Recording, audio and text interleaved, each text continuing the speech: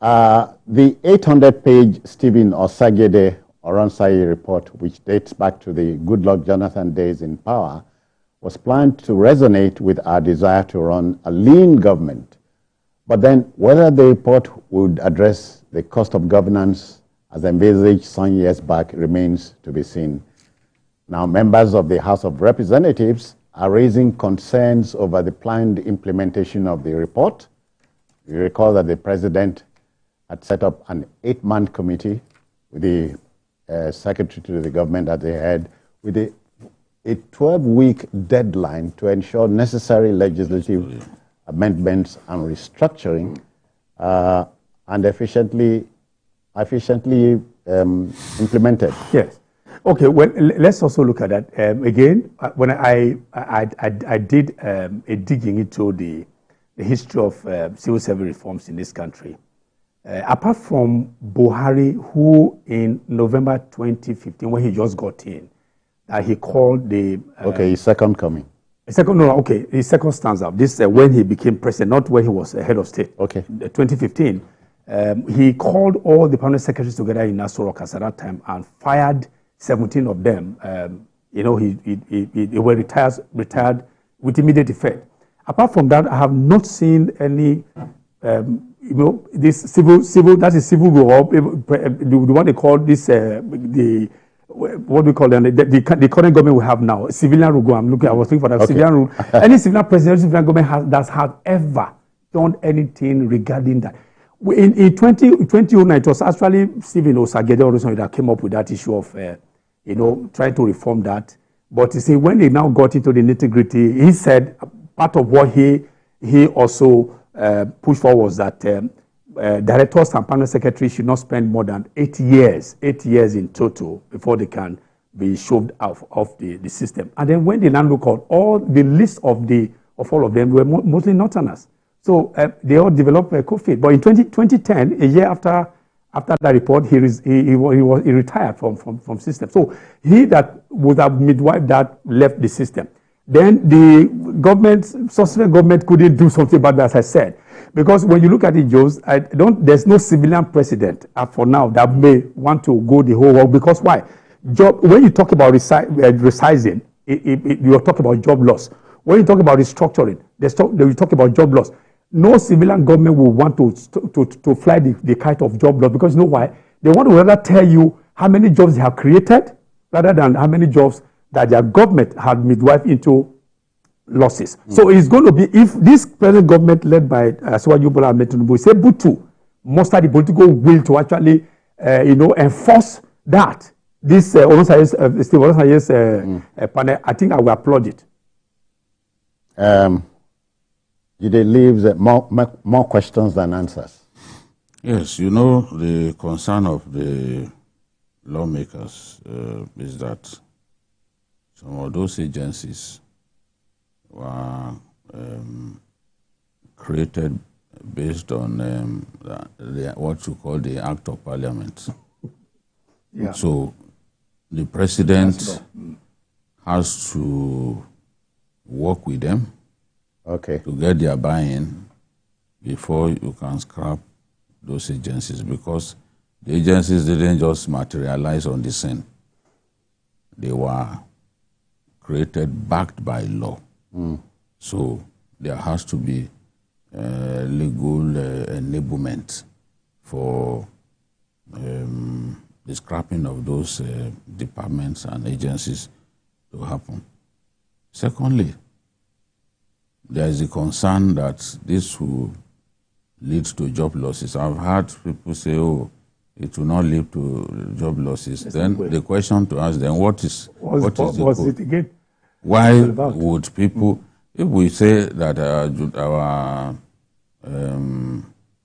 bureaucracy is not nimble, there's a lot of inefficiency in the system and all that, how do you then resolve the problem? How do you solve the problem? For instance, if you are merging the FRCN with the Voice of Nigeria, where you had 2 directors general, one must go. If you merge them, something will give. No, we've talked about where you have 2 cars to 12 drivers. It's the sort of scenario that you see in the civil service. No one can deny this. The civil service of our country at federal and state level are carrying dead woods. And I can tell you a good number of civil servants just show up on payday. Especially at local government level. They just show up on payday to come out to collect their paycheck. They do not work.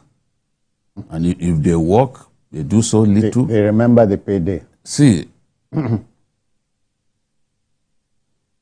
Charles said no civilian regime would want to let workers go. The man called Bola Tinubu did it here in Lagos before our eyes, and it was during his first term. We can't forget so soon. I remember. We remember the way they used to, the workers were protesting. They were tear gas, they kept protesting. He stuck to his guns. Akele and the rest of them, remember that? He stuck to Akele. Yeah, Akele. Akele, and the NLC president was a woman. Yeah. At that time, you know. I'm trying to remember. Akele was the man. Akele was the chairman of the Joint Labour Council. He wasn't NLC president. Yeah. He was chairman of the Joint Labour Council in the states. So he was like the face of labor.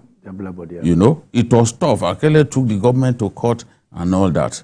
But he did it during his first term. He right-sized the Lagos civil service. He was not popular with the civil servants. Yeah. I've talked about the fact that where he lined up to vote in Zone C, in Ikeja, he was defeated. Right on the queue. They voted against him.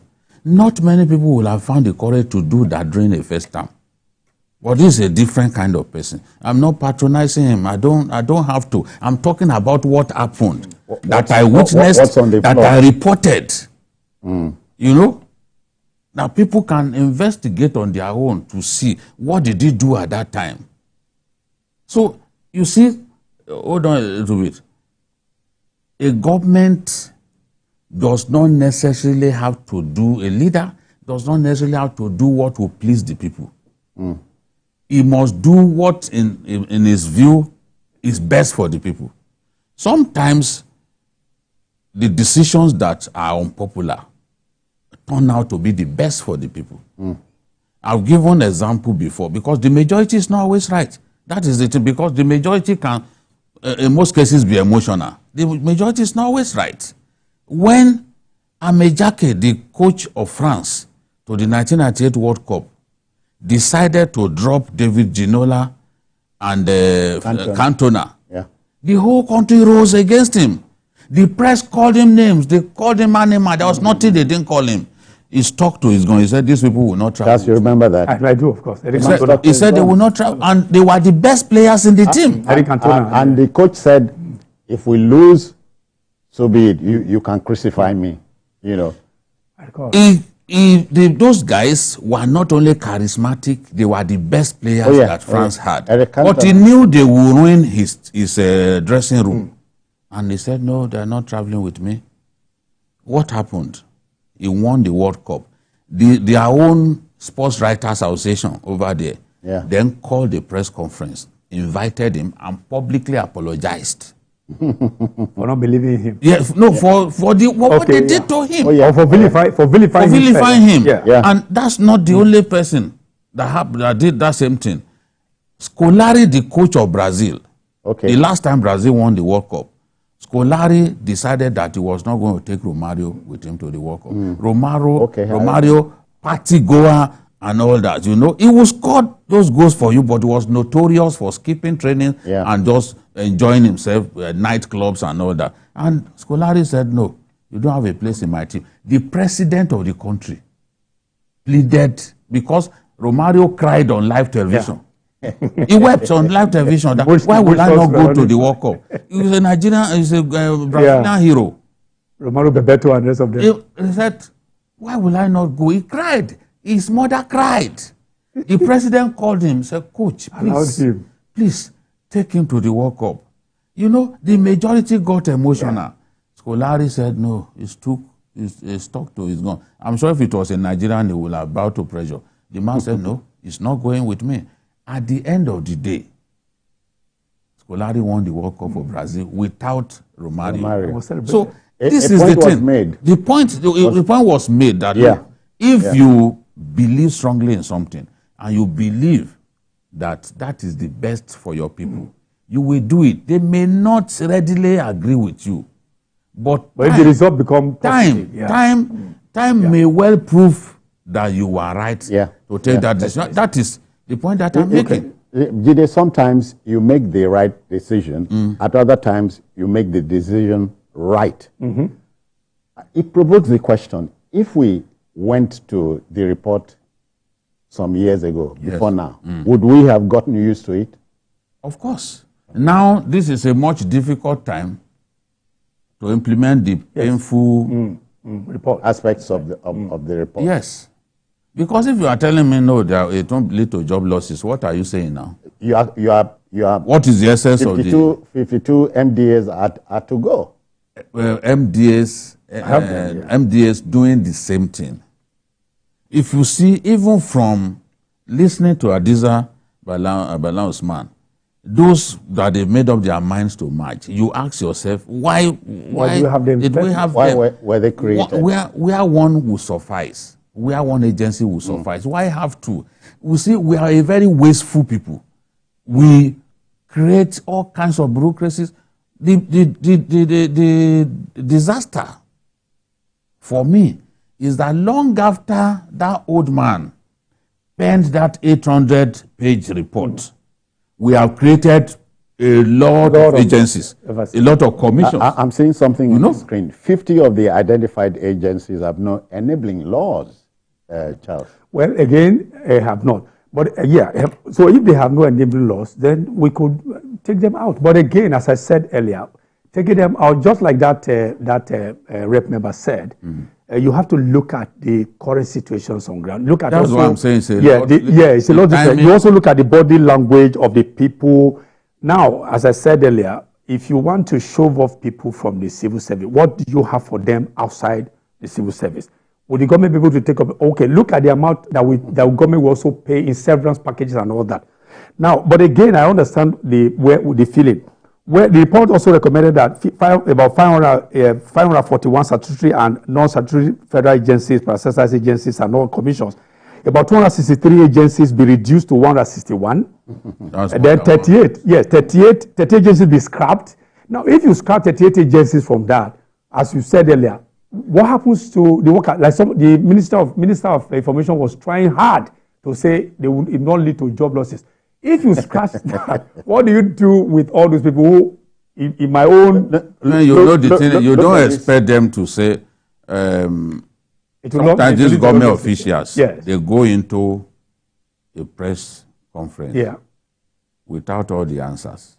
And sometimes they don't know the question that they are going to be popping up exactly that you are going to ask. And when the question comes that I wasn't expecting, he has to just find a way to provide what looks like an answer. Exactly.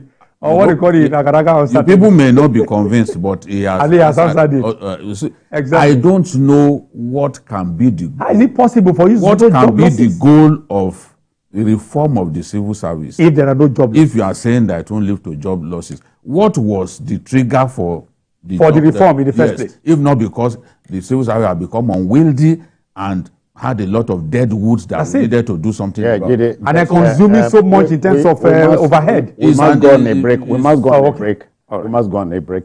But I'm thinking of the EFCC merging. Let's go on a break. Let's go on a break, as you suggest. We must go on a break.